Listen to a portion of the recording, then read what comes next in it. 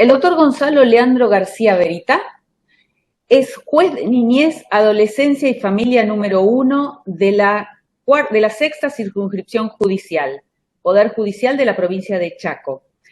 Es abogado por la Universidad Nacional de Córdoba, tiene maestría... Pauli, ¿te puedes silenciar, por favor? No sé quién es. Universidad Nacional de Córdoba, Facultad de Derecho y Ciencias Sociales, es magíster, tiene una maestría en Derechos Humanos y Democracia con mención en la protección de derechos humanos. Es docente de la Universidad Nacional de Salta, de la Facultad de Humanidades, maestría en Derechos Humanos, y es docente en la Universidad Nacional de Santiago del Estero, con un curso, dicta un curso de posgrado. Es bastante más largo, pero con esto sabemos de quién estamos hablando.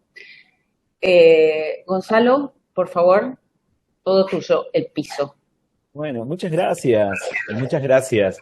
Sí, estaban refiriendo los antecedentes eh, míos que me toca para compartir con ustedes, digo, para ir conociéndonos. Hoy vamos a hablar de identidad, vamos a hablar de identidades, vamos a hablar de diversidades y en eso es muy lindo entrar a compartir este espacio con ustedes, encontrándonos con cámaras y con personas de distintos lugares de Argentina. La verdad que en ese sentido quiero agradecer muy especialmente a la Oficina de la Mujer de la Corte Suprema de Justicia de la Nación. La verdad que eh, pensábamos esta semana con compañeras y compañeros de trabajo aquí en el norte de la provincia del Chaco, que qué momento más grato también la recepción de esta invitación, ¿no?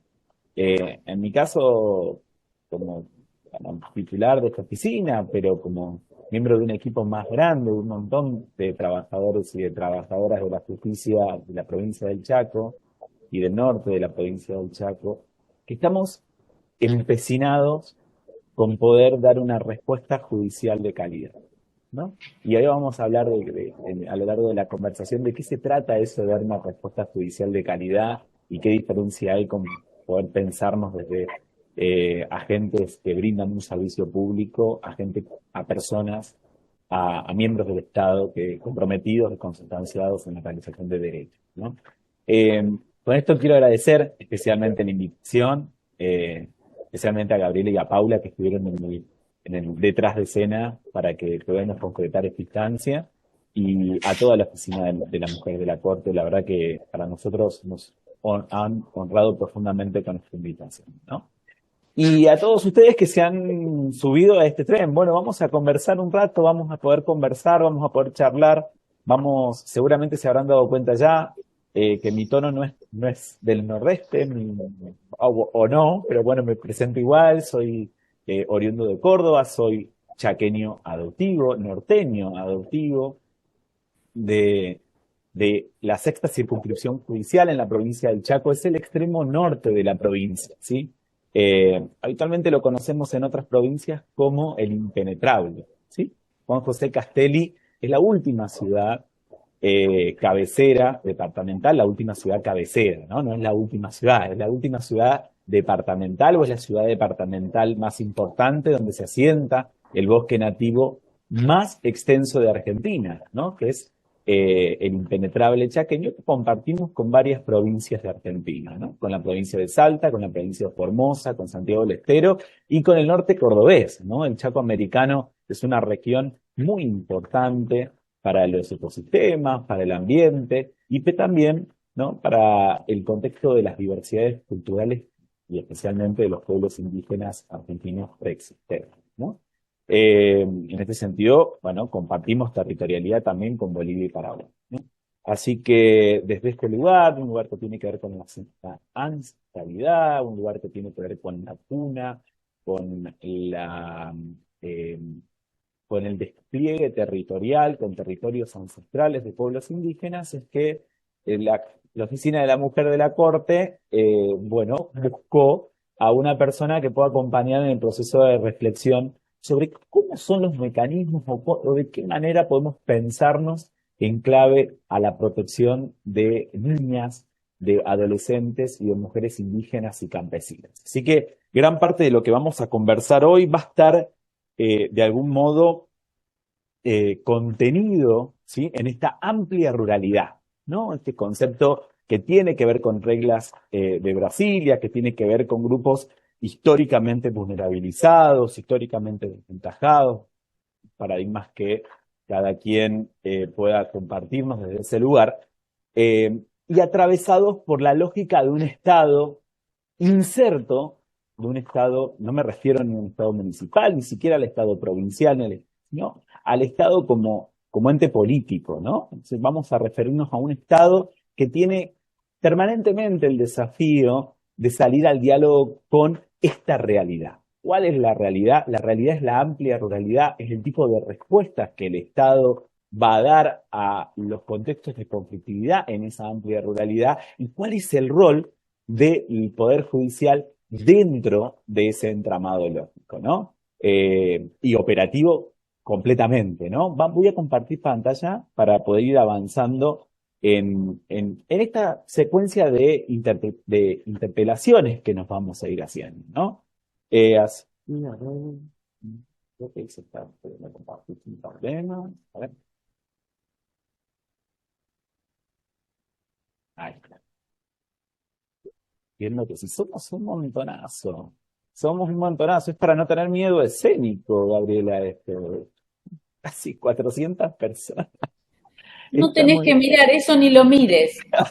No, no, no hay problema con eso, pero sí me parece importante poder compartirlo, ¿no? Sí me parece importante poder ser conscientes de que tenemos un interés, hay un interés social en poder salir al encuentro y salir al diálogo, buscar herramientas que nos permitan efectivizar derechos y cuando hablamos de las diversidades, esa agenda es una agenda que es vigente, ¿no? Este grado de participación a mí me parece que pone sobre la mesa eso, ¿no? La vigencia del debate de una democracia capaz de dialogar con las diversidades desde un paradigma de derechos humanos, ¿no? De pensarnos, repensarnos, interpelar las formas en las que llevamos adelante las acciones judiciales, las acciones de justicia, o las acciones o las políticas públicas en general en relación al reconocimiento de los derechos. Fíjense qué importante esto último, cuando uno piensa, yo les decía, vamos a pensar y vamos a conversar sobre el Estado, sobre los límites del Estado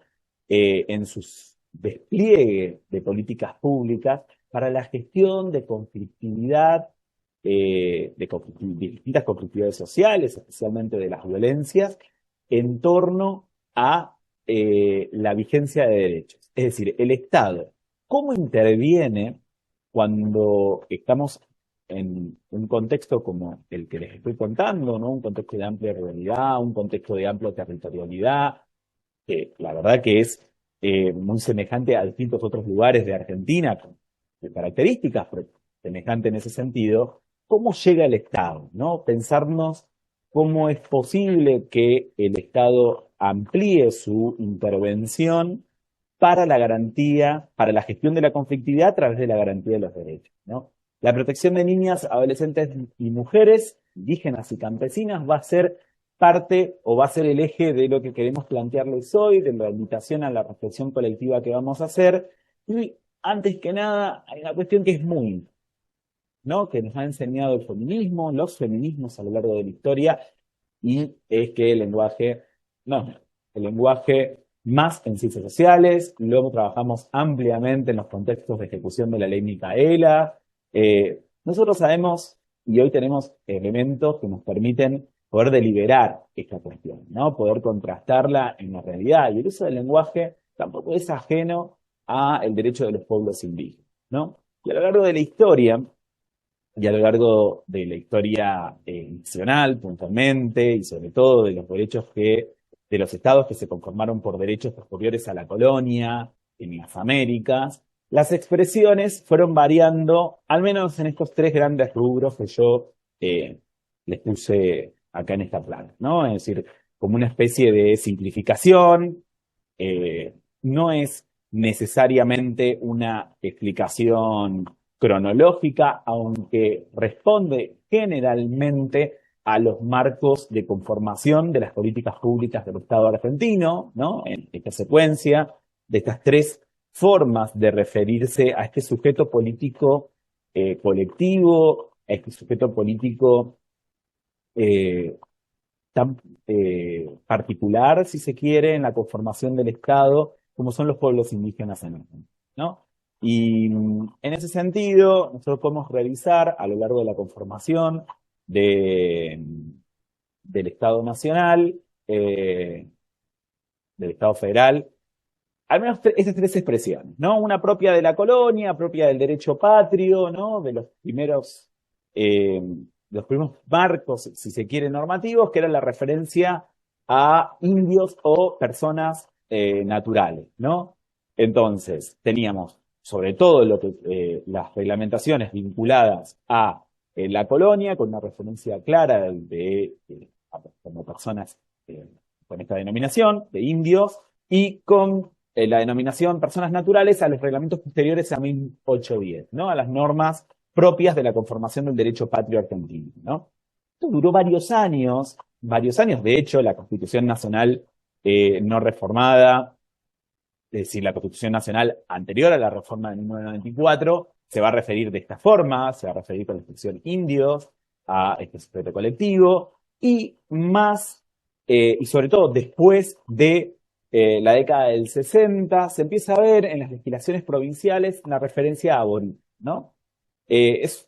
La palabra aborigen es un latinismo, tiene un montón de formas, se han previsto un montón de explicaciones sobre esta situación, que se implicaba el prefijo sin origen o desde el origen, ¿no? Por ab origin. Digo, ha tenido distintos tipos de explicaciones. Lo cierto es que respondió a una morigeración en el uso del lenguaje respecto de la subjetivación y la carga que tenía la expresión indios en la legislación indiana y en el derecho patrio, y dominó, si se quiere, las políticas públicas destinadas a pueblos indígenas hasta la década del 80 en general, ¿no? Y dieron origen a las legislaciones provinciales más conocidas. La mayoría de las legislaciones provinciales de los 70 y de los 80, en las provincias con una demografía, con una población indígena importante, y por el activismo indígena, por las luchas de los pueblos indígenas en estas provincias, fueron recibiendo, pienso en Salta, en Formosa, en el Chaco, las primeras legislaciones. Los doctrinarios del derecho indígena argentino hablan de génesis inversa del derecho indígena, es decir, que nace desde las provincias hacia el Estado Nacional, y han tenido esta denominación, ¿no? Leyes de derechos de aborígenes, ¿no? Generalmente así, década del 70, década del 80. Y ya luego de la reforma del 94 y ya entrado, ¿no? Este periodo de consolidación democrática en el Estado argentino, la expresión más usual, o la expresión actual, la expresión que de algún modo es componente del enfoque de derechos humanos, es la expresión pueblo indígena, persona indígena, ¿no? Que tiene, sobre todo en el constitucionalismo latinoamericano, una referencia que también resulta compatible con el enfoque de derechos humanos, que es pueblos originarios. De hecho, la Corte Suprema de Justicia de la Nación, en sus sentencias, las ha usado en distintas conformaciones, eso sí, pero la ha usado de manera indistinta en fallos que han sido ampliatorios o fallos que han reafirmado la vigencia de los derechos constitucionales indígenas. De modo tal que la expresión indígena, la expresión originaria, pues bueno, son expresiones que en principio resultan compatibles con un enfoque respetuoso de los derechos humanos, con un enfoque democratizado. Ahora bien, los pueblos indígenas nos piden, las personas que llevamos adelante funciones públicas o al Estado, a las distintas agencias encargadas de la planificación, ejecución, del diseño de políticas públicas, la referencia según el gentilicio de cada nación. Entonces, la forma correcta de referirnos a los pueblos indígenas va a ser nación Om, nación Wichí, nación Mojoy, nación Toya, etc., ¿no? Según el adjetivo gentilicio de cada nación, cada forma de autodenominación va a ser la compatible. Y esto tiene un sentido que es estrictamente normativo en principio, no solo sociocultural, no solo de reconocimiento identitario previo, sino además es norma en Argentina. Y esto es importante para ir adentrándonos al debate en concreto, si se quiere, ¿no? El convenio 169 de la OIT es la norma supralegal sobre derechos de los pueblos indígenas más importante en términos normativos, en términos coactivos normativos, es decir, en términos de obligatoriedad que existe y está vigente en el Estado nacional, ¿no? En el Estado argentino. El artículo 1 del convenio 169 prevé una respuesta, yo ahora se los vamos a simplificar en una especie de fórmula, estoy tratando de ir un poco más rápido por el tema del tiempo. Entiendo que tengo hasta las 4, ¿verdad, Gaby? ¿No? Hasta las 16. Después abrimos. Sí, hasta las 16, porque la verdad es que nos interesa que haya media hora para preguntas, con lo cual nos preocupa cómo es el funcionamiento, digamos, del tribunal respecto del tema de violencia sobre estas personas. Por eso, vamos a ir avanzando lo más rápido posible. Entonces, tenemos dos componentes. Para la pregunta porque esta es una pregunta que tiene que ver con la dimensión de gestión judicial, ¿no? ¿Por qué?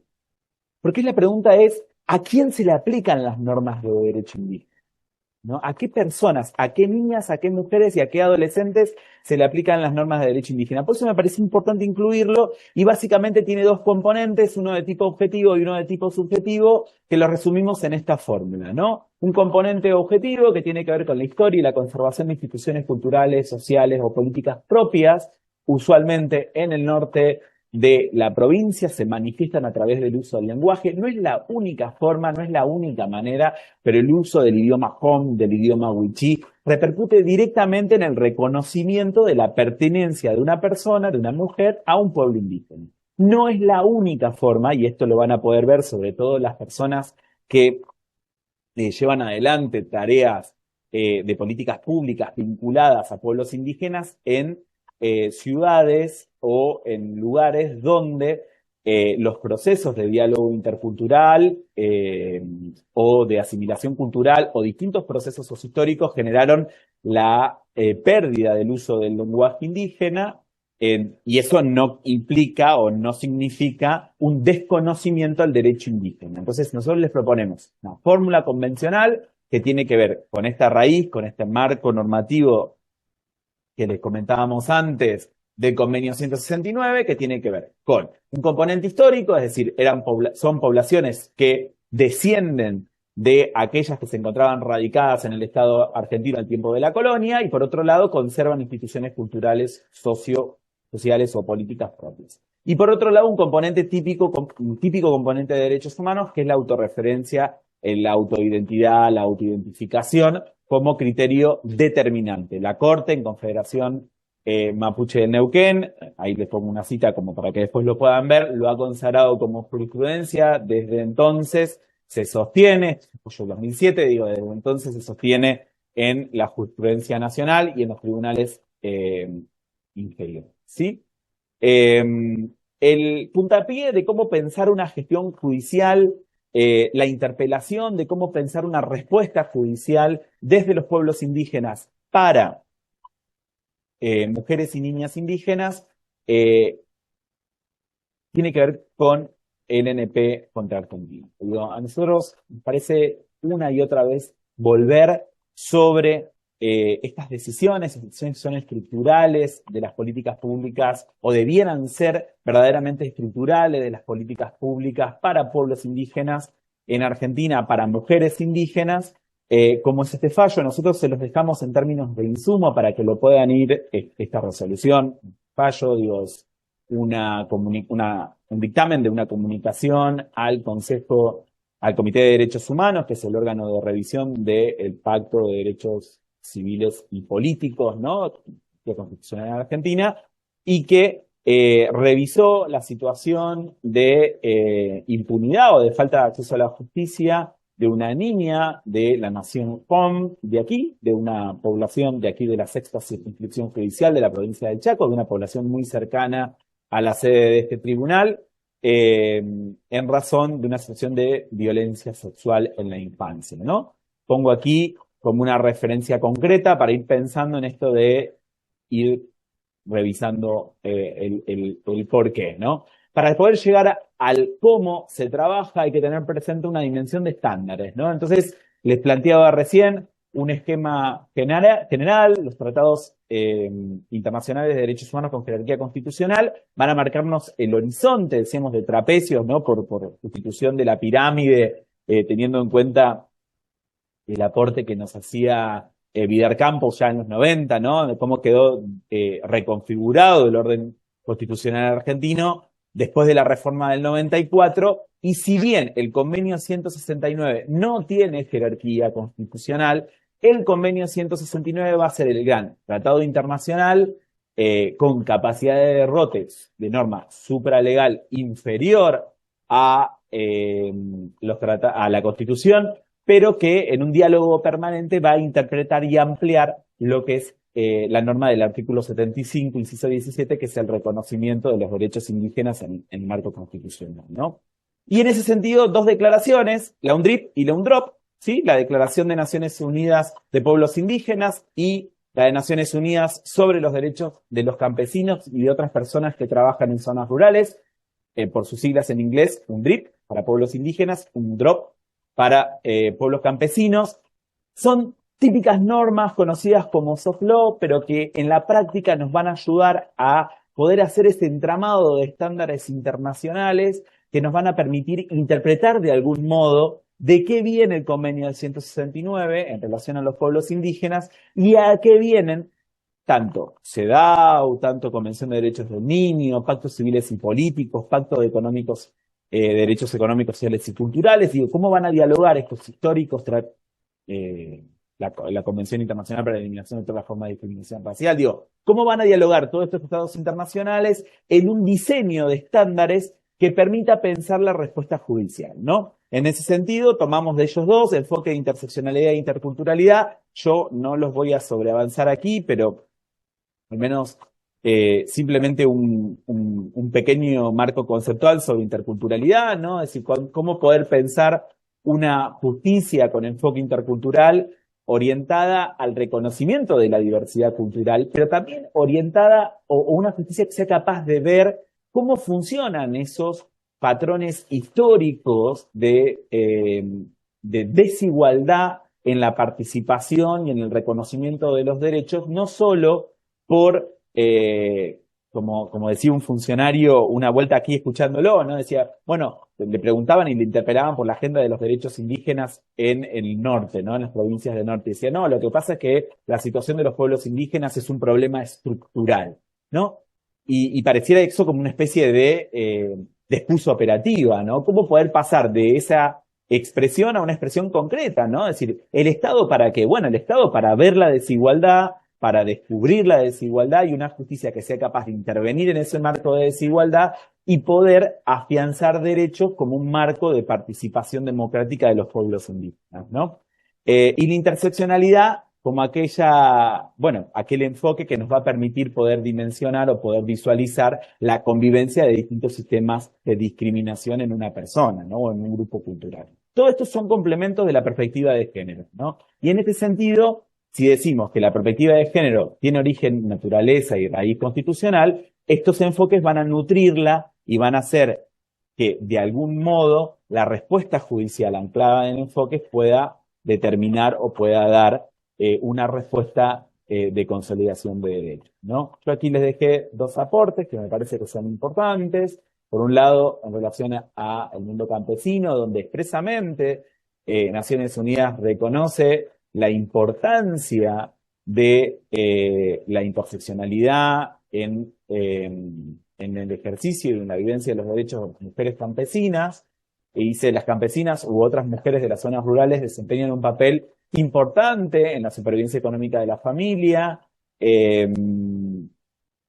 A menudo se les niega la tenencia de la propiedad de la tierra, es toda una vinculación de integralidad de los derechos muy importante en la manera en que nosotros vamos a ir pensando de qué manera va a participar la función judicial o la protección judicial en un entramado de protección de mujeres campesinas. ¿Por qué les estoy poniendo todo esto? Porque empecé la conversación tratando de exponer el desde dónde vamos a ir pensando la fórmula o la manera de dar una respuesta, porque me parece que no solo tiene que ver con una honestidad en cuanto a la identidad política institucional, es decir, de dónde trabajamos, sino que tiene que ver con un fundamento de por qué el Poder Judicial o por qué los poderes judiciales o por qué las agencias de protección tienen que tener presente esta necesaria interrelación de los derechos humanos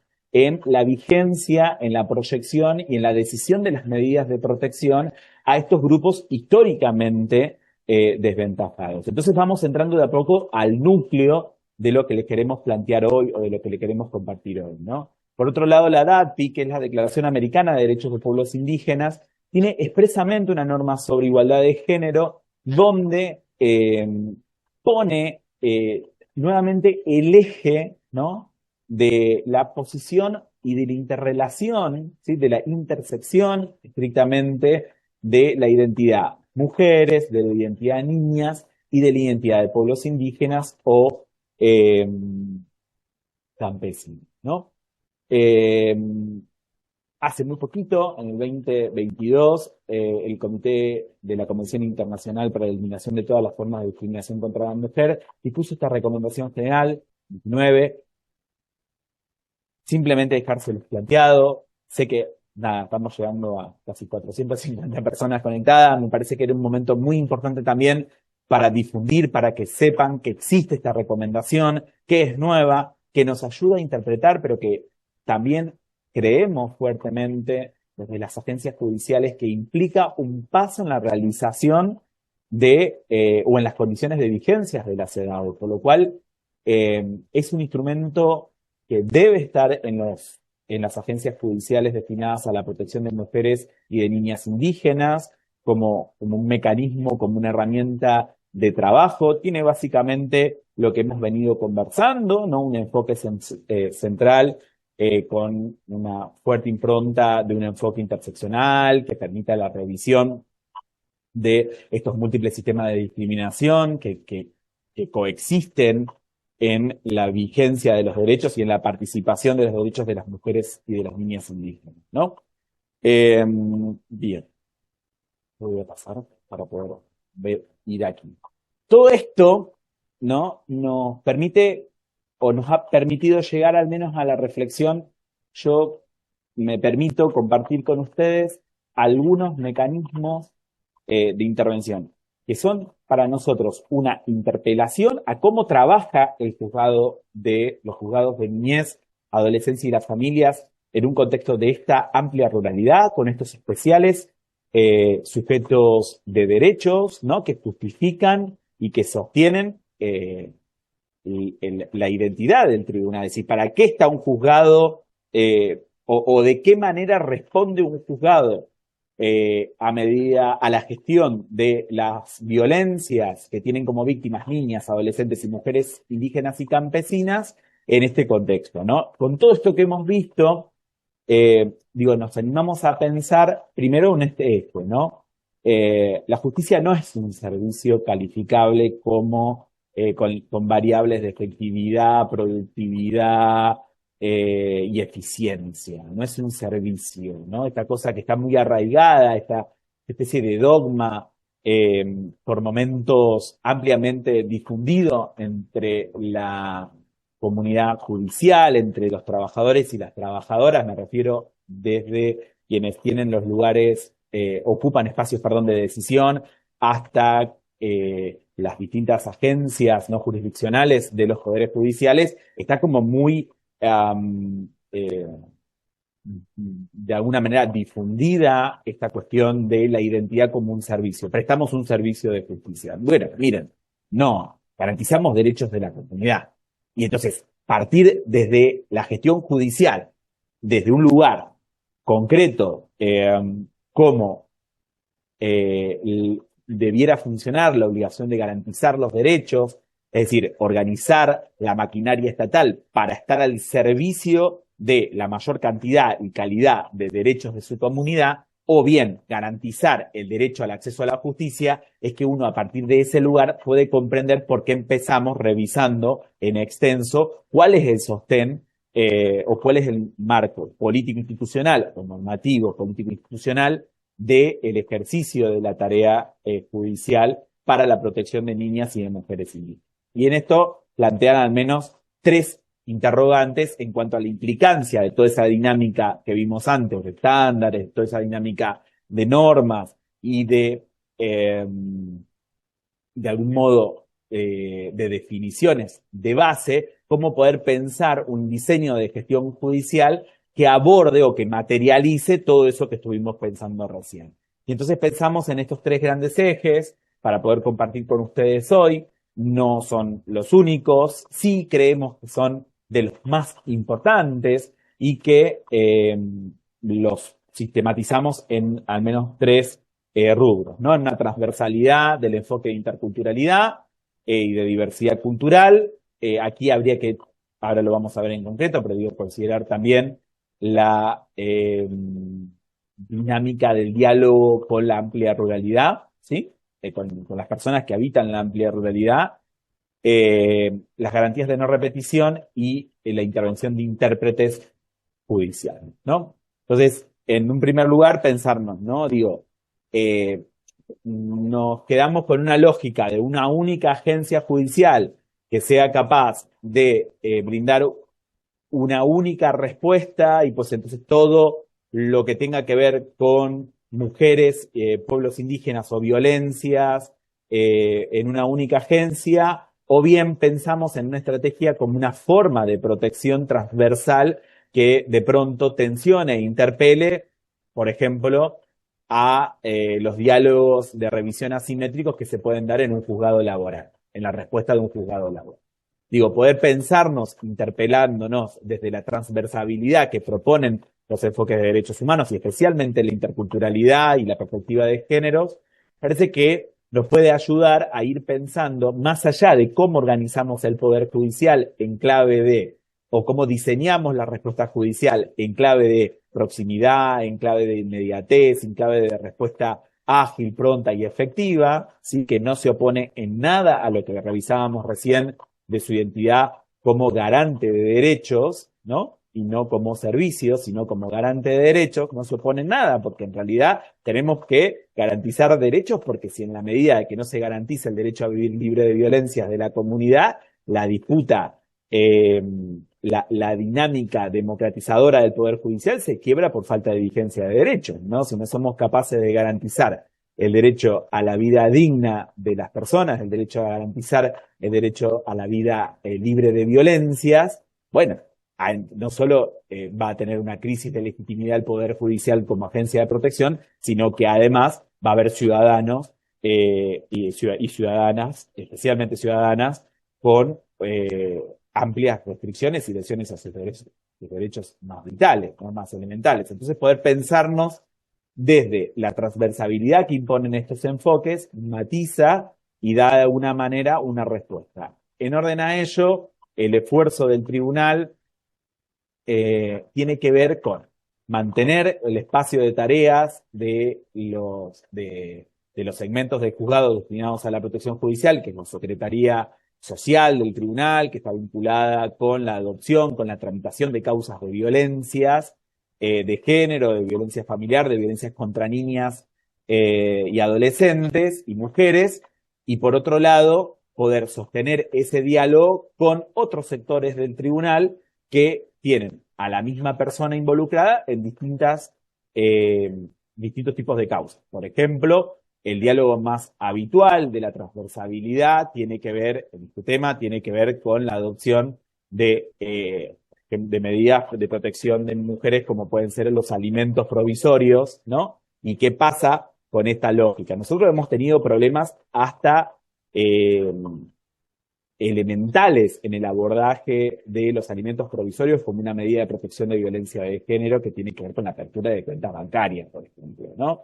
¿Por qué? Porque los sistemas tradicionalmente pensados lo estaban para trámites de tipo civiles, ¿no? O de naturaleza civil y no vinculados al abordaje de violencia. ¿Y qué nos pasaba? Y bueno, y nos sigue pasando, pero digo, en eso también posicionarnos desde una respuesta creativa de el órgano judicial y salir al diálogo de esas situaciones para poder superarlas, ¿no? Ahí es donde posicionamos también un eje de debate sobre la transversabilidad, ¿no?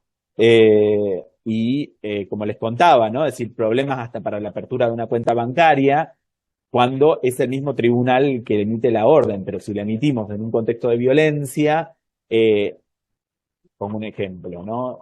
Teníamos un problema de apertura de cuentas bancarias porque las carátulas de los expedientes de violencia, como ustedes ya saben, son reservadas, ¿sí? No se pueden denominar en las notificaciones, en los oficios judiciales, la carátula con la indicación de las personas, ¿no?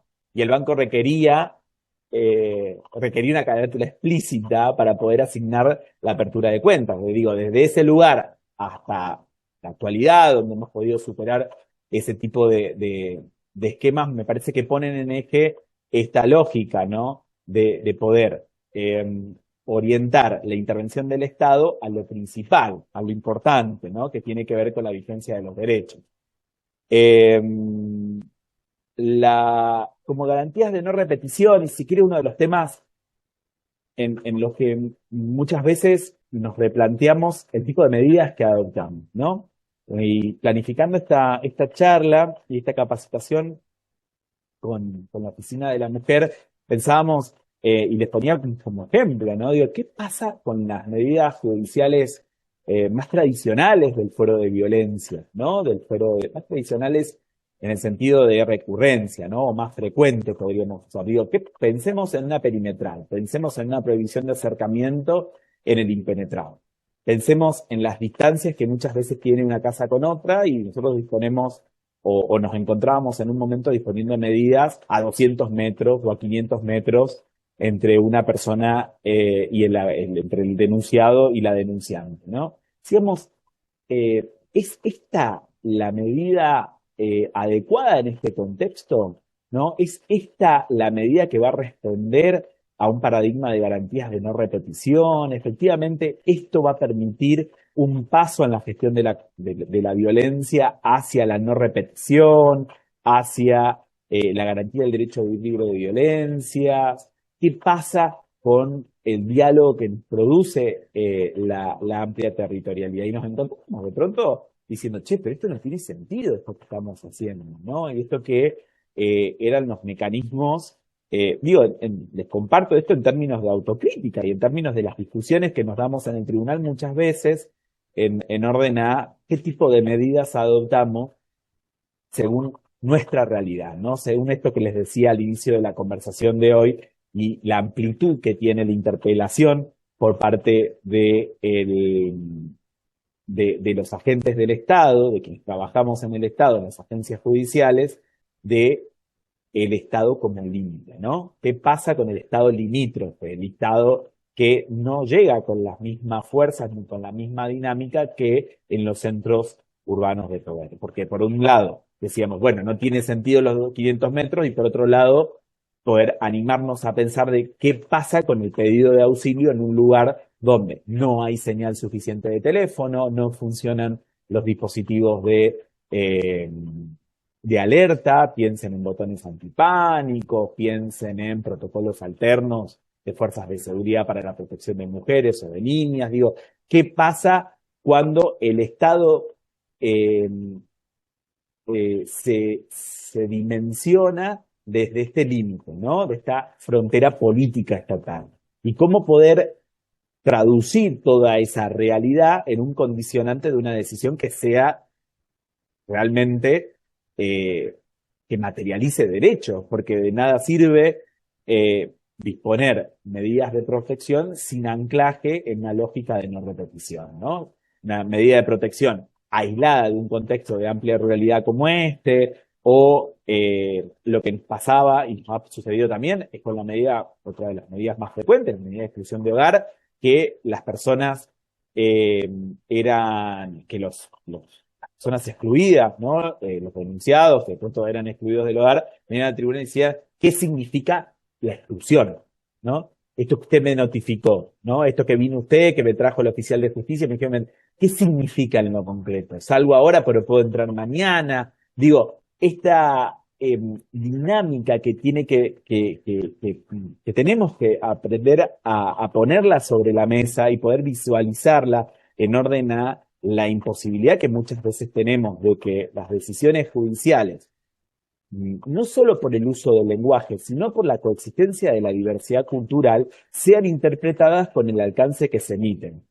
No sé si se entendió esto último, pero es súper importante. Es decir, cuando nosotros disponemos una exclusión de hogar y la persona excluida viene y dice, pues yo no entiendo lo que sucedió, no entiendo si mañana puedo ir a buscar, puedo volver a ir a la casa, si dura horas, si, digo, toda esa especie de intermediación intercultural que no solamente sucede con personas de pueblos indígenas, sino que va a suceder con personas y con contextos de amplia ruralidad, va a influir directamente sobre el tipo de intervención que como Estado vamos a hacer y vamos a llevar adelante, ¿no? Entonces, poder pensarnos en esta dinámica de eficacia ha implicado que para el tribunal una deliberación sobre sobre los mecanismos de medidas de protección, ¿no? Y esa deliberación, poder traducirla luego en medidas que quizás no sean las más convencionales, que quizás no sean las de rutina o de frecuencia que uno pensaría en un contexto más urbano, de intervención estatal urbana o de intervención judicial en grandes centros urbanos o en grandes centros poblacionales, pero que sí de pronto pueden implicar para la comunidad, para la población, la víctima especialmente, una estrategia de no repetición de los procesos, de las situaciones de violencia que ha generado la intervención judicial, ¿no? Y en ese sentido, el diálogo con organizaciones comunitarias, el diálogo con organizaciones de los parajes son los núcleos urbanos más básicos y más elementales que rodean a la amplia ruralidad, ¿no? Son, por decirlo, algunos pequeños vecindarios de 3, 4, 10 casas dentro de la amplia ruralidad del impenetrable. Ustedes piensen, por ejemplo, que nosotros intervenimos en situaciones distantes a 80 kilómetros de monte adentro de nuestra sede, o de pronto, y que esos 80 kilómetros son de caminos de tierra, de modo tal que una lluvia puede paralizar la intervención judicial, ni hablar. Policial más cercana, también, pero también vecinal. Entonces poder pensar, solo una lluvia, ¿no? Entonces poder pensar estrategias de intervención de las organizaciones sociales que participan en la vida comunitaria de los parajes, de la agrupación de vecinos y de vecinas, las asociaciones comunitarias indígenas y los referentes comunitarios indígenas, ya sean referentes políticos comunitarios, ya sean referentes religiosos o sociales de la comunidad, participan fuertemente a veces en el abordaje de algunas medidas en términos de un horizonte de no repetición, ¿no? Bien, de última de esto podemos luego volver a reforzar un poco. La participación de intérpretes judiciales dentro de los mecanismos y la realización de las decisiones jurisdiccionales dentro de los procesos de acceso a la justicia para pueblos indígenas, en esto especialmente para pueblos indígenas, son componentes del debido proceso judicial, ¿no? En esto ha habido un profundo debate en distintas distintos foros, en los distintos poderes judiciales, incluso sigue siendo uno de los debates que requiere aún alguna apreciación. Estamos convencidos y estamos convencidas que son componentes del debido proceso, ¿no? En ese sentido, tener presente el NP, donde explícitamente se marca esta cuestión al Estado argentino en la falta de garantía de la intervención de intérpretes judiciales en procesos llevados adelante en relación a la violencia sexual de la cual fue víctima el NP, en el caso que les comentaba al inicio de esta capacitación, y por otro lado poder pensarnos, ¿no?, en un componente del debido proceso, ¿no? Y en eso siempre ponemos como ejemplo, ¿no? Digo, alguien se imagina que una persona puede estar imputada en un proceso penal sin defensa técnica en la actualidad, y no, la verdad, no. Sin embargo, se sigue discutiendo fuertemente la participación de víctimas, de niñas en cámara Gesell, de adolescentes, de mujeres indígenas con intérprete judicial. Y esa discusión tiene que ver con eh, también con esta lógica de una matriz de composición del Estado eh, profundamente racista, ¿no? Que está socioculturalmente asimilada también, y construida y sostenida también. Entonces, cuando viene una mujer indígena a formular una denuncia o a una audiencia y demás, la pregunta recurrente es, ¿pero para qué quiere tener un intérprete si entiende español, ¿no? Si ella entiende el castellano, ¿no? Y ese paso que algunos marcos legislativos en la provincia del Chaco puntualmente lo han podido superar, como por ejemplo el proceso penal aplicable a adolescentes, donde expresamente se prevé la intervención de un intérprete judicial sin perjuicio de que la persona hable o no el español, ¿no? Porque la dimensión de la intervención del intérprete judicial es más allá, tiene que ver con una naturaleza distinta a la del traductor bilingüe que habitualmente nosotros conocemos, por ejemplo, de la CNN, cuando habla Donald Trump y hay una traductora o un traductor que en el momento que habla en inglés lo traduce al español. No es eso lo que hace un intérprete judicial indígena. Un intérprete judicial indígena participando en la Cámara Gesell, participando en una audiencia de víctimas o en la formulación de las denuncias de mujeres indígenas, va a permitir mediatizar el contexto, va a permitir hacer una verdadera explicación de todo un contexto comunicacional. Por eso hace al debido proceso judicial, ¿no? Por eso es un componente inescindible de la tarea que se lleva adelante en los tribunales. En el proceso, en la provincia del Chaco y en el Poder Judicial chaqueño se ha hecho un esfuerzo muy importante y se sigue haciendo un esfuerzo muy importante para la incorporación de intérpretes judiciales a la función, ¿no? En ese sentido, es muy importante las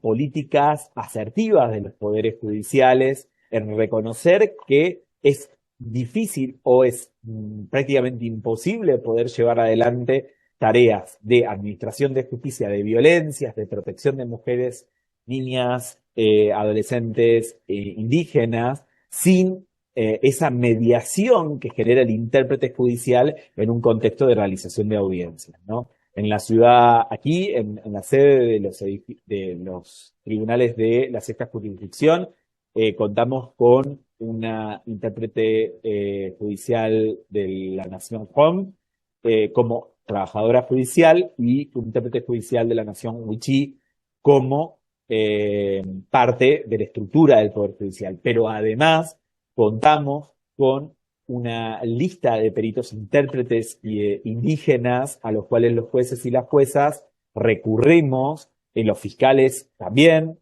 se recurre para la intervención en las decisiones vinculadas, en las intervenciones que vinculen a pueblos indígenas, ¿no? Esto me parece importante destacar, porque también existe un compromiso comunitario de parte de las autoridades indígenas en participar de la administración de justicia, ¿no? Todos los años, nuevos referentes comunitarios se inscriben en el Poder Judicial para participar como intérpretes en causas judiciales. Esto tiene además una importante dimensión, que no es materia de lo que vamos a abordar hoy, pero sí se los dejo planteado para que lo puedan ir pensando, que es la intervención de los intérpretes judiciales en procesos criminales de juicios por jurados indígenas. Digo, tenganlo presente también, digo, no tiene estrictamente que ver con lo que estamos conversando hoy, o sí, porque son manifestaciones de este debido proceso judicial que la agencia judicial debe en este contexto de especialidad, ¿no? Cuando pensamos la especialidad, ¿qué es lo que hace a un juzgado tener o mantener una identidad intercultural? Bueno, en gran medida tiene que ver con el respeto y el reconocimiento de la participación indígena como un mecanismo de reconocimiento de la identidad de la nación indígena de la cual participe, ¿no? Con base a eso, les presento una breve conclusión, respetando el tiempo, re bien, venimos re bien con el tiempo, de una breve conclusión que el diseño de políticas públicas judiciales, que el diseño de gestión judicial tienen que respetar la lógica de los estándares de base, ¿no? Digo, nosotros somos, en ese sentido, hacedores y protagonistas de la realización, nosotros, digo, las personas que trabajamos en las agencias judiciales, protagonistas de la obligación de proteger y garantizar derechos, ¿no? Dos obligaciones en realidad, ancladas en un enfoque de derechos humanos, dan sentido, nos dejan, nos interpelan, qué tipo de respuesta vamos a dar si nosotros tenemos como prioridad los mecanismos de organizar el poder, este poder del Estado, el lugar que ocupemos, la tarea que llevemos adelante, concentrándonos en la lógica de la garantía de los derechos, ¿no? Organizar la maquinaria estatal para que los derechos sean una realidad, y por otro lado, en la obligación de proteger, ¿no? Esta lógica de impedir que terceros, que otras personas lesionen los derechos de la ciudadanía, ¿no? En ese contexto, pensar un diseño judicial respetuoso de la transversalidad del enfoque de interculturalidad para pueblos indígenas y de diversidades culturales, pensar en las lógicas de que las medidas judiciales de protección y de prevención efectivamente estén ancladas en la protección desde la no repetición, en la protección del derecho a la vida libre de violencias, y por otro lado, ¿no? Permitirnos pensar que en materias concretas de intervenciones sobre niñas y mujeres indígenas y niños y adolescentes de pueblos indígenas, que tiene que ver con su participación en el proceso, estrictamente la intervención de los intérpretes judiciales va a componer ese debido proceso que el Estado debe a los pueblos indígenas en orden al derecho al acceso a la justicia. Por esto, abro, si se quiere, bueno, les dejo aquí mi contacto para quienes quieran luego poder quedarnos en comunicación, pero sí abrimos, si te parece, Gaby, una instancia para un diálogo abierto, cumpliendo con el horario a rajatabla. Estoy de 10. Increíble, increíble. Efectivamente, vamos a abrir entonces, te agradecemos mucho la disertación, y vamos a abrir un tiempo para preguntas sobre lo que acaba de exponer Gonzalo. Acá ya me llegó la primera. El expositor desarrolló las pautas para determinar la condición de indígena la condición de indígena. En ese mismo sentido, ¿cuáles son las pautas para determinar la condición de mujer campesina? Claro, está bien, está muy bien la consulta. En realidad, no serían tanto pautas para determinar las condiciones, sino en principio es imputación jurídica, ¿no? Es decir, ¿a qué grupo históricamente y social vamos a atribuir normas de derecho? Esa pregunta, que es una pregunta muy compleja, que tiene que ver con el reconocimiento de la subjetividad jurídica de grupos históricamente desventajados.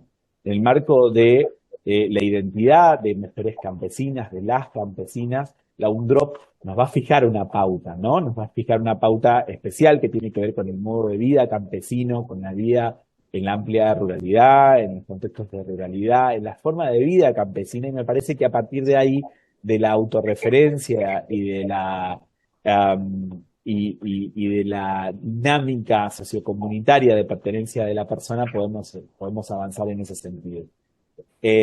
A diferencia de lo que ocurre con mujeres indígenas, el perfil de la Declaración de Naciones Unidas sobre derechos de personas campesinas, la UNDROP, que referíamos antes, no tiene o no goza de este marco de protección que sí tiene o que sí le brinda el convenio 169 de la OIT a la UNDRIP, a la Declaración de Pueblos Indígenas. Sin embargo, cuando uno pasa el tamiz de UNDROP, de la Declaración de Pueblos Campesinos, de derechos de las personas campesinas, a través de CEDAW, por ejemplo, puede jerarquizar muchos de las situaciones, jerarquizar normativamente, jerarquizar constitucionalmente los marcos de aplicación para personas campesinas. Lo que me parece que es importante en términos de gestión es poder dimensionar y traer a conciencia dónde se van a efectivizar las medidas de protección. Los contextos de amplia ruralidad van a condicionar el acceso a la justicia, pero también van a condicionar el acceso a otras formas del Estado. Digo, van a condicionar la manera en que esa mujer campesina llegue al servicio sanitario más cercano, llegue a las fuerzas de seguridad. Digo, poder tener presentes esos mecanismos nos va a permitir poder ir avanzando en la respuesta de protección. Bien. ¿Cómo aplican la restricción de acercamiento cuando víctima y victimario pertenecen a la misma comunidad, teniendo en cuenta el tamaño generalmente pequeño de las aldeas? Súper complejo, Fabiana. Es exactamente eso lo que nos referíamos con poder pensar estrategias de protección, y es muy pertinente tu pregunta también, muy pertinente. Es un poco eso lo que hablábamos con prácticamente es apelar a esta lógica del traje a medida, ¿no? De que las respuestas judiciales de violencia, que muchas veces lo decimos, pero que en este caso prevén explícitamente esta realidad, porque a la perimetral que nos permite gestionar la conflictividad de violencia por la distancia entre el agresor y la denunciante, hay que sumarle el derecho a la vida digna de las personas, de todas las personas, también del denunciante, ¿no? Digo, ¿qué hacemos con esta lógica, no? ¿Cómo gestionamos y cómo abordamos? Es un tema bastante complejo, como bien lo señalás vos en tu pregunta.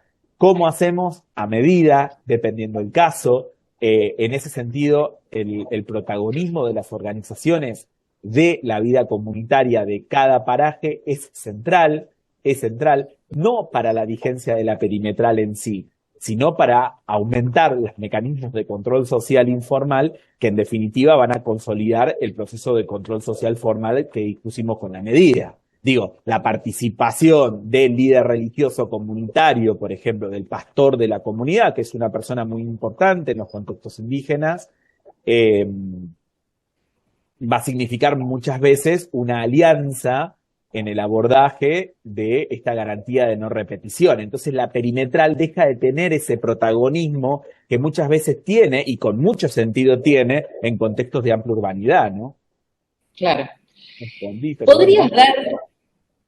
¿Podrías dar ejemplos de algunas medidas que te tocó adoptar en algún caso concreto? Sí. Bueno, digo, podemos dar esto, ¿no? Esta lógica de convocar a veces a espacios comunitarios de abordaje, decir, bueno, a ver, vamos como medida de protección, ¿no? Digo, poder pensarnos en el marco de la perimetral, ¿sí? Pero convocando una audiencia intersectorial en el tribunal, ¿no? Esa convocatoria a audiencia intersectorial, esa convocatoria al pastor de la comunidad, al referente de la asociación comunitaria indígena al juzgado, a el grupo de vecinos o a la asociación indígena del lugar que participen y digamos, che, ¿cómo vamos a hacer que este contexto de violencia cese entre todos? ¿Qué vamos a aportar? ¿De qué manera vamos a comprometernos? Digo, pensarnos desde esa interseccionalidad, desde la articulación, desde el tribunal, también es una medida de protección. Y por otro lado, también reconocer nuestros límites, Verónica, porque en un momento me sentí disponiendo una medida de exclusión de hogar y el hogar era una carpa. Claro. ¿No? Digo, claro. Te puedo contar de esto y después de este otro lugar también, ¿no? Y ver cómo funcionan esos mecanismos de vulnerabilidad por pobreza, ¿no? Perdóname. Perdón, sí. Perdóname, no, te interrumpo porque estoy pensando en la misma pregunta. En este caso de la carpa, que querían un caso concreto, ¿qué harías con el tema de alguien a quien tenés que desalojar de una carpa? Bueno, ¿qué hicimos? Porque la verdad que es algo bastante recurrente. Mm, Lamentablemente, aquí la interseccionalidad también tiene que ver con las variables de necesidades básicas insatisfechas, que obvio, podemos como obvio. impenetrable, además, como lugar en el país, ha sido durante muchos años uno de los espacios geográficos con mayor índice de necesidades básicas insatisfechas de su Insatisfecho. población.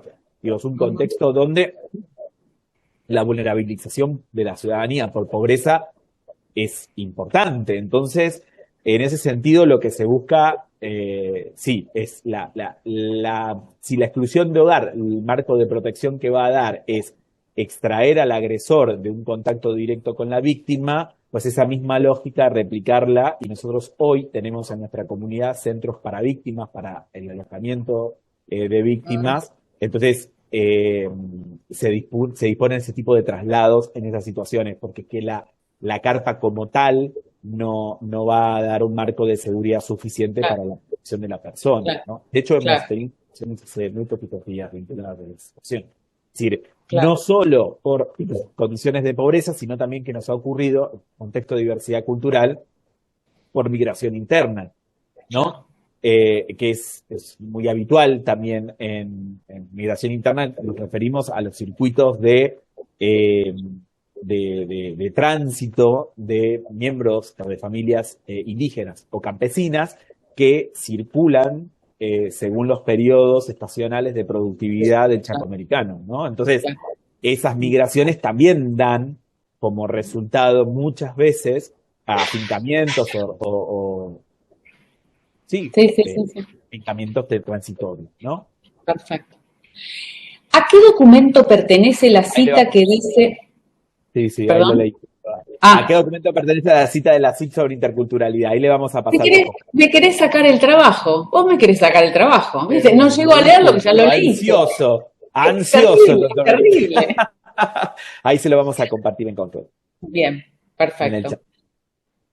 Bueno, ¿crees que hace falta capacitar a integrantes del Poder Judicial en estas cuestiones? Sí, sí, sí, sí. Sí, sí, sí, sí, sin duda, sin duda.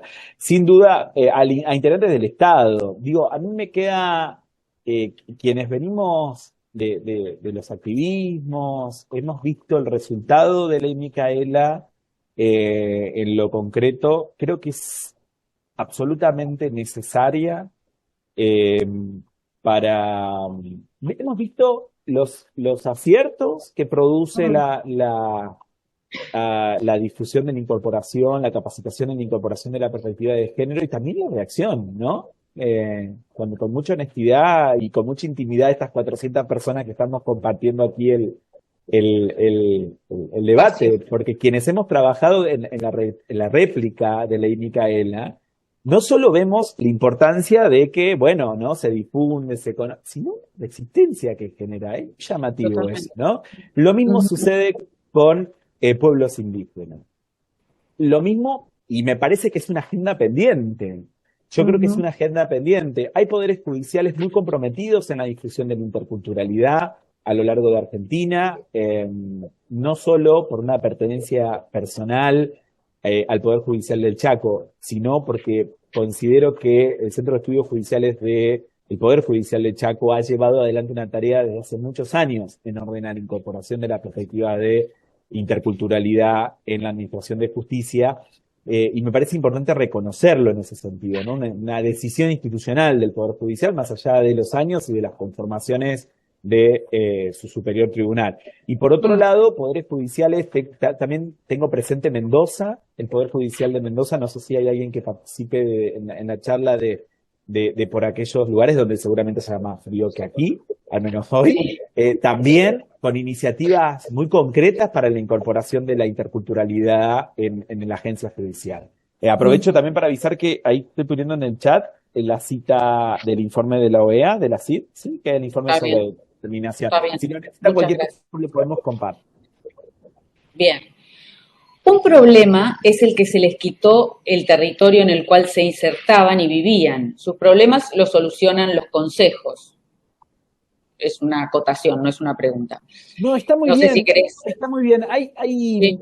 una serie de fallos del sistema interamericano que son conocidos como los casos de los pueblos indígenas contra Paraguay, Ujú. eh, que son tres situaciones, tres comunidades muy grandes que vinculan el ejercicio de derechos en el Paraguay. Eh, y concretamente Yaquiaxa, que es uno de los fallos, eh, la Corte vuelve a hacer un planteo que para mí es un planteo muy importante. Yo lo pasé de refilón en la conversación, pero me parece importante tenerlo presente. Es la integralidad de los derechos. Fíjense que en la UNDROP, el preámbulo que yo les compartía de la vida, del derecho de las mujeres campesinas, vinculaba el acceso a la tierra con la discriminación de las mujeres campesinas. Esto me parece que es importante tenerlos una y otra vez presente, ¿no?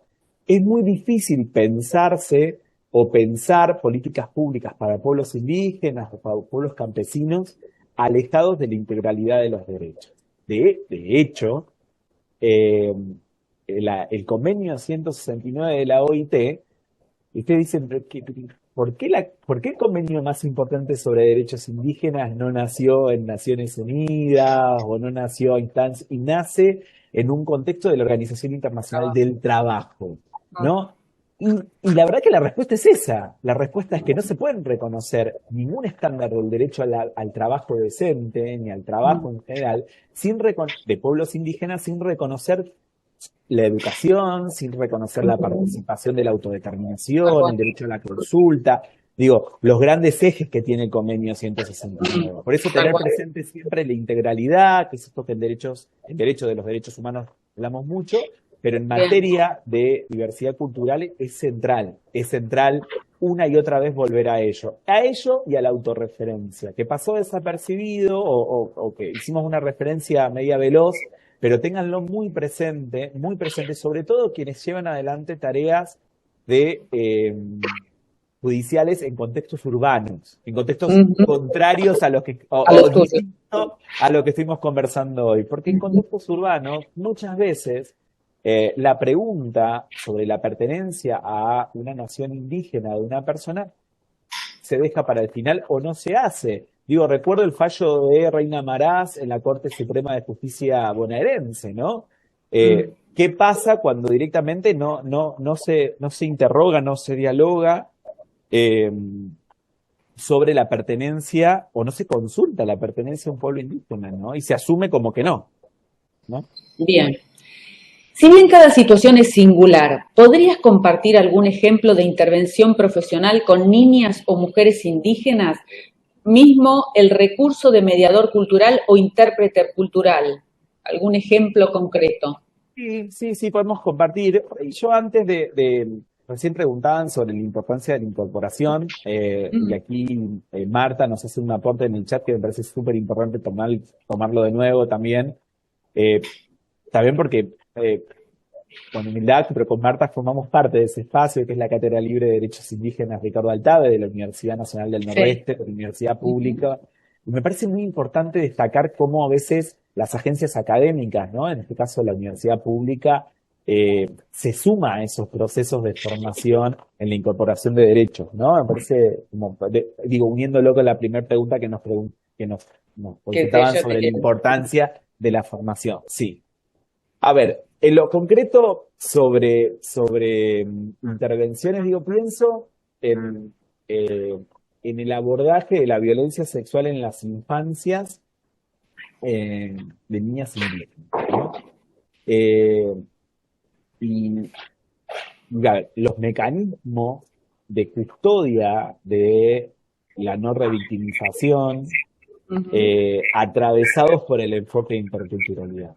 Poder pensar cómo podemos imaginarnos un abordaje efectivo del derecho de niñas, de niños y de adolescentes indígenas, víctimas de violencia sexual en las infancias,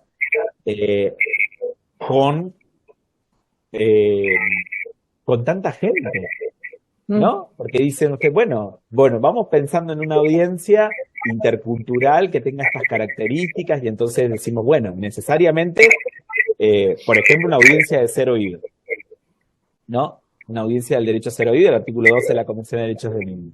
La veo a Patricia Zamudio, que es asesora de niñez de la primera circunscripción de aquí del Poder Judicial del Chaco, es magistrada de la defensa de la provincia, ¿no? Y digo, bueno, tiene que estar Gonza, ¿no? Tiene que haber un juez de niñez o una jueza de niñez. Tiene que estar Patricia, es asesora de niñez. Ya son 2 personas. Tiene que estar la niña o el niño, ¿no? Claro.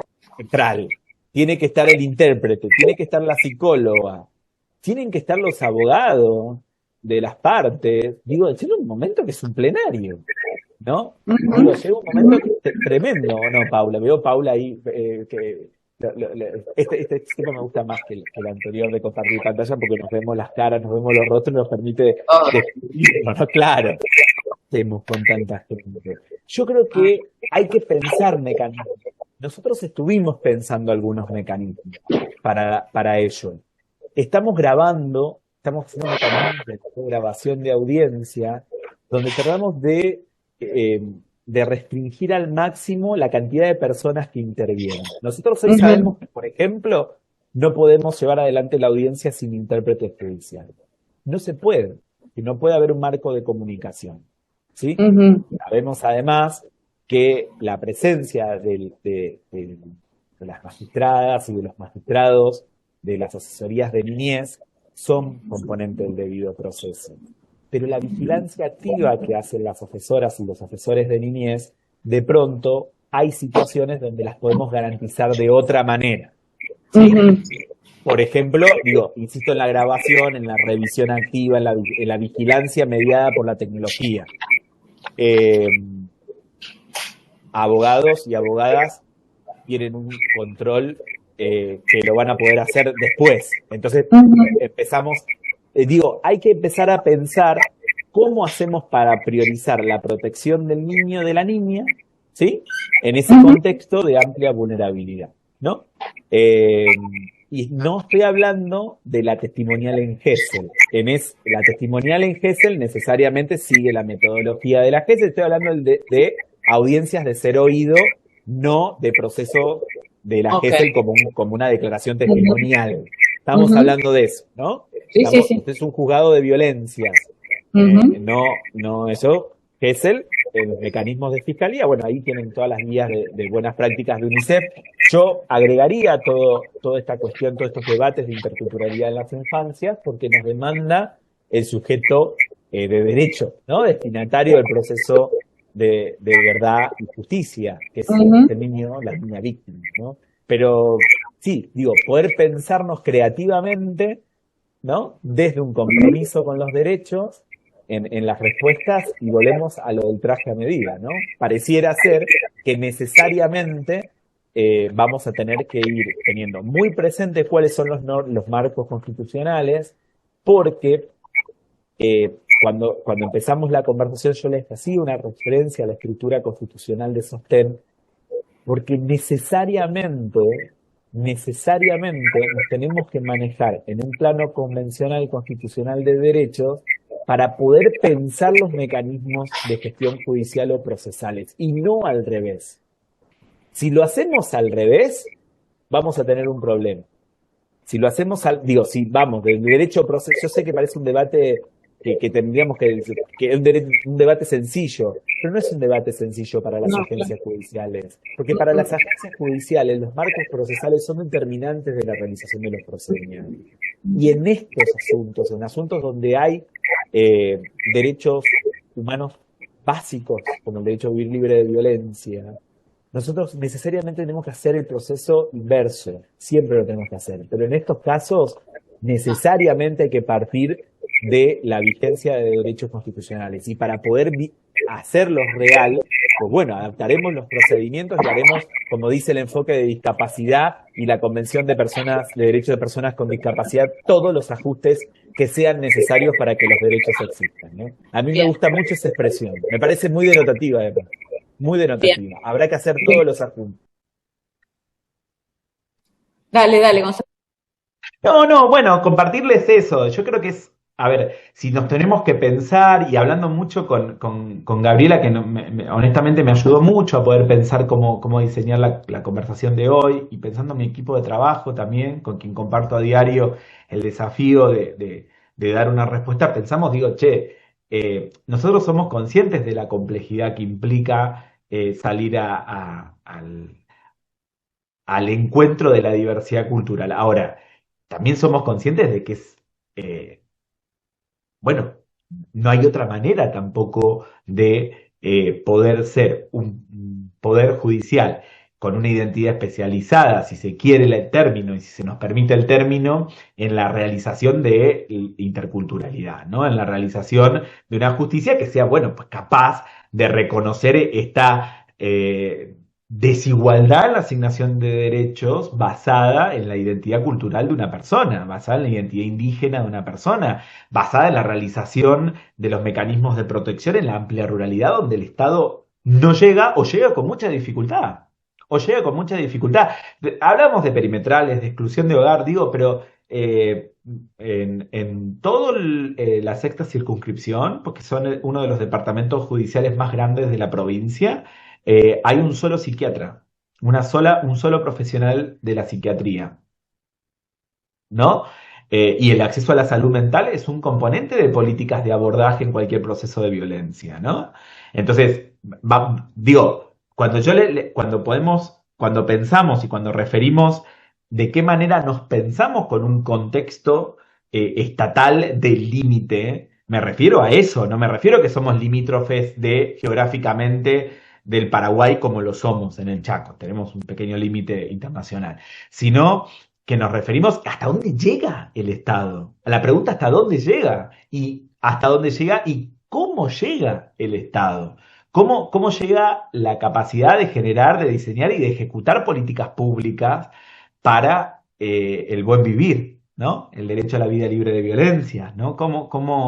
Parece que ese es la interpelación que nos tenemos que hacer para saber, en definitiva, si lo que estamos haciendo no es una resolución o una decisión de mera intervención. Y algo que no comenté, Gabriela, si me permitís unos minutitos más, que me parece que es importante, que es la dimensionalidad del turno judicial, ¿no?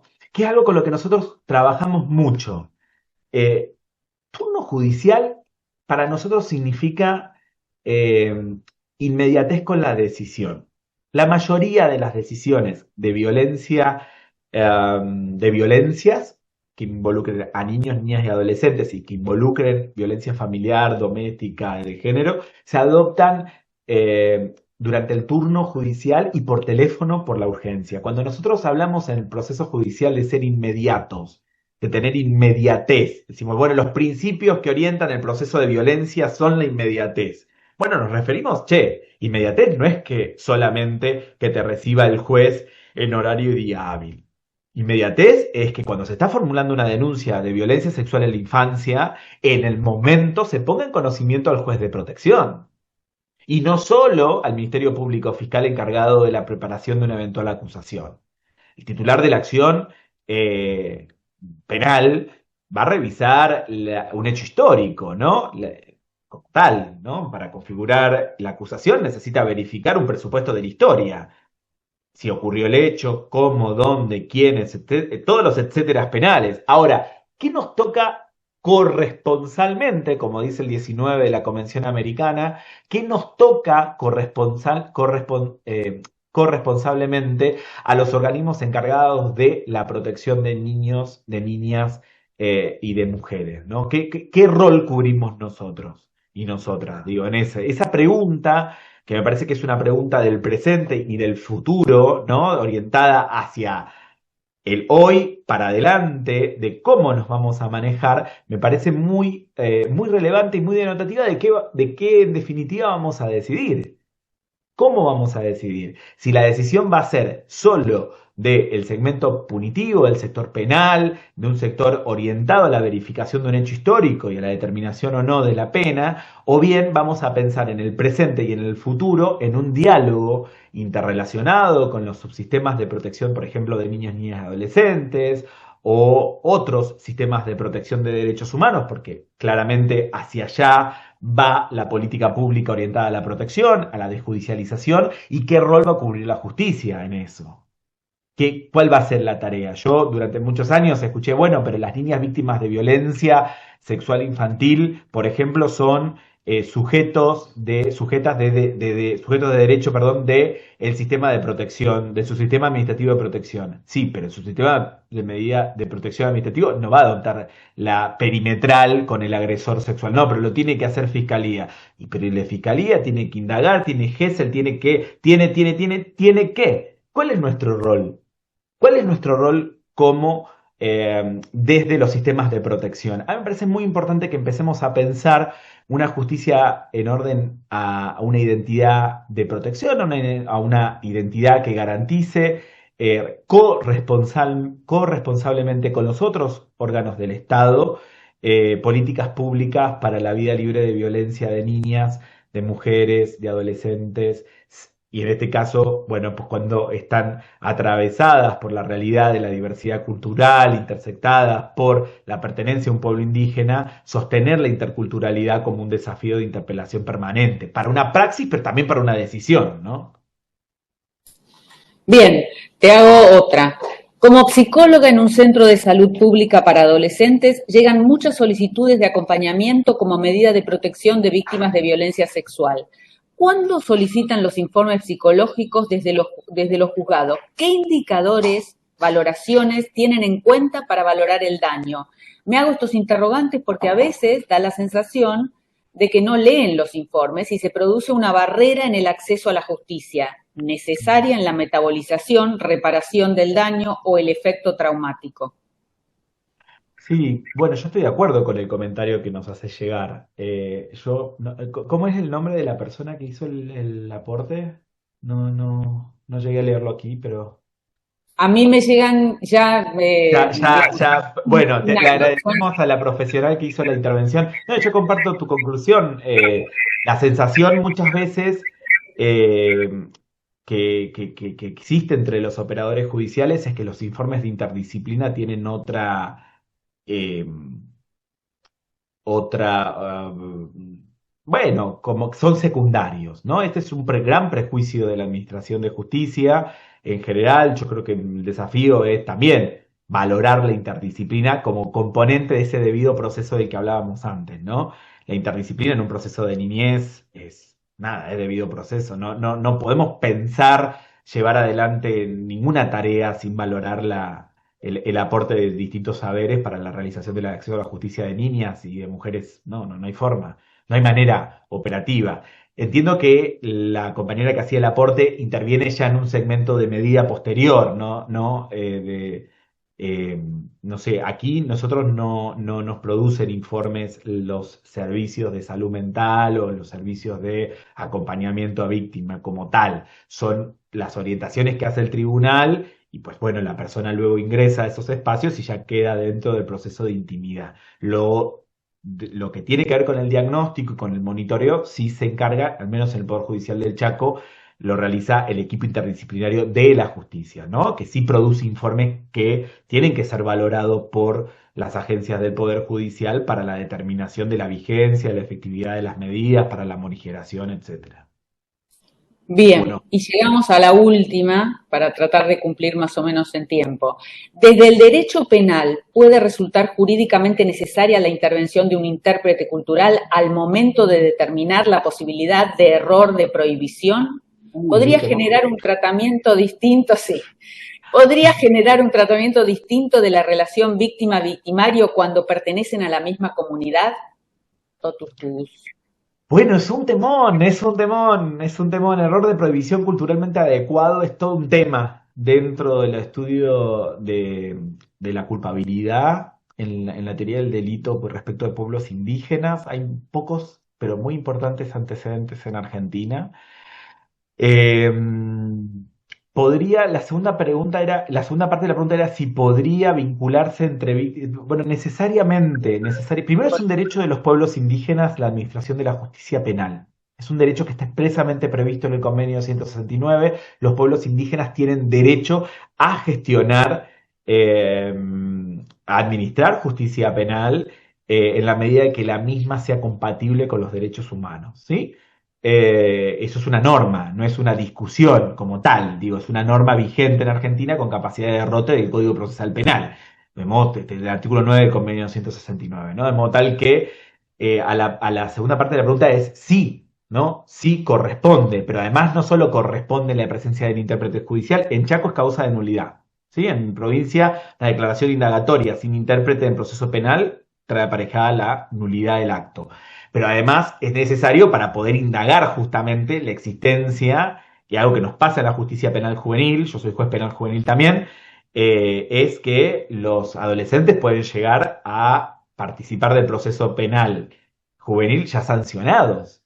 Y entonces allí, ahí sí tenemos un problema, ¿no? Que es el doble juzgamiento, que es una garantía de todos los ciudadanos, de cualquier ciudadano. Ningún ciudadano puede ser sometido dos veces a un proceso y a una condena por lo mismo, ¿no? El viejo principio de non bis in idem, ¿no? Entonces digo, ¿qué pasa con los pueblos indígenas? Que por un lado el convenio 169 autoriza la administración de justicia penal comunitaria y por otro lado la justicia penal ordinaria o general o de la ciudadanía en general, los va a traer a procesos nuevamente, pero ya fueron condenados, ya que cumplieron condena, ¿no? Bueno, son de los debates que existen en la actualidad, muy importantes porque hablan del límite, ¿no? De hasta dónde llega el límite estatal, ¿no? De administrar justicia. Bueno, Gonzalo, creo que con esto hemos llegado al final de la charla de hoy. La verdad te agradezco muchísimo. Creo que todo el mundo te está agradeciendo ya muchísimo. El Con lo agradecido cual, soy yo. Y yo, no, perdóname. hombre. Muchísimas Con lo gracias. que terminamos por hoy la videoconferencia y nos veremos el mes que viene, no porque es julio, ya nos vemos en agosto. Les doy las buenas tardes. Dale, gracias. Muchas gracias nuevamente a A todos vos, y a todas que participaron. Muchas gracias por estar ahí. Hasta luego. a vos. Chau. Chau, chau, chau.